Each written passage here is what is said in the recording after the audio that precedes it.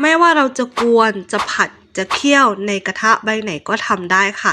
แต่อยากบอกว่าคุณมีกระทะที่ผัดหรือว่ากวนหรือว่าเคี่ยวแล้วไม่ติดก้นกระทะหรือยังดูก้นกระทะดีๆค่ะเวลาที่เราผัดจะไม่ติดก้นกระทะแม้แต่นิดเดียวเลยค่ะนี่เป็นกระทะโอลีคุกแวร์นั่นเองเลยค่ะนี่นะคะการผัดเนื้อดู